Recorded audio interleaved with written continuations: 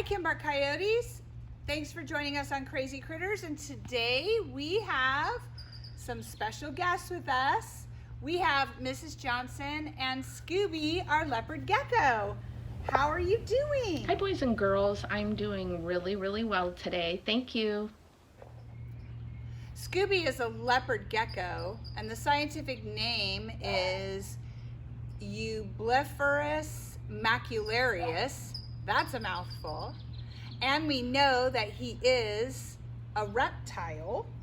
Mrs. Johnson, why don't you describe Scooby for us? So, boys and girls, as you can see, Scooby's skin is earth tone colors, which we'll talk about later.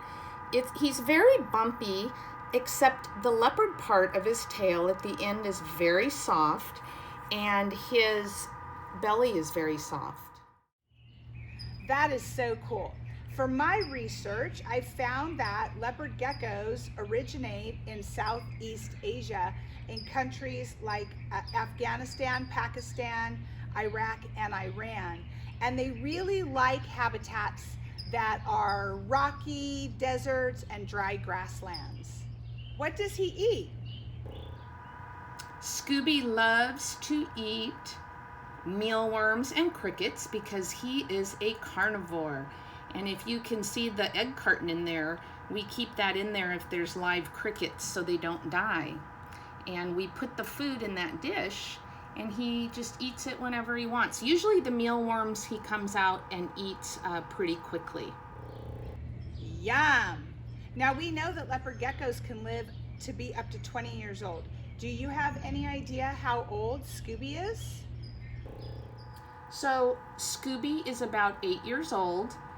He was given to my son Colin as a gift, a birthday gift from a friend.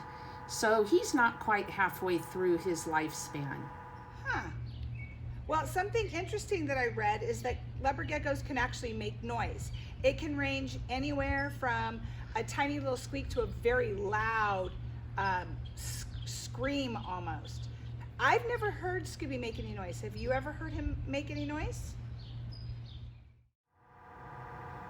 No, Mrs. Lacey, I have not heard Scooby ever make a noise. I wish I had, but I haven't.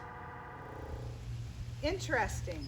We know that leopard geckos are also nocturnal, which means that they sleep during the day and they're awake at night. And in the wild, they would be hunted by some predators such as foxes, snakes, and birds of prey.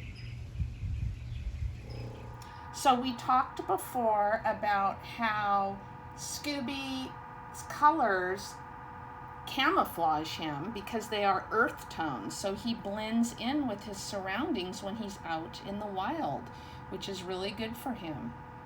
He's about to go, I think, in his cave. That's true. We also know that leopard geckos shed about once a month, and they eat their shed. They do this for two reasons. One, because the shed is super nutritious and packed with vitamins for them, and it also leaves no evidence that they were there, so a predator can't find them. What is something interesting that you can tell us about Scooby, or maybe a story you'd like to share? A very unique story about Scooby is he was attacked by one of our cats, and the cat scratched his tail pretty badly. Although the tail didn't fall off, because his tail was injured, it actually died, shriveled up, and the tail fell off after it shriveled up. And as you can see, the leopard part is what grew back, and that's why he has a stump instead of a nice long tail.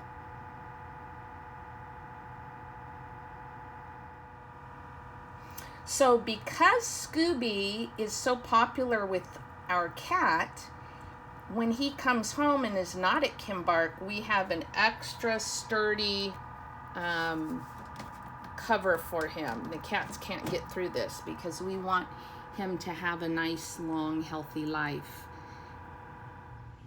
Wow, that's amazing. Thank you, Mrs. Johnson, for sharing Scooby with us today. Thank you, everybody. You're so welcome. Thanks for listening all about Scooby. I know that he misses the kids at Kimbark a lot because I think you guys hold him a lot more than we do here. I think he's ready to go back in his cave. Well, that's it for this episode of Crazy Critters.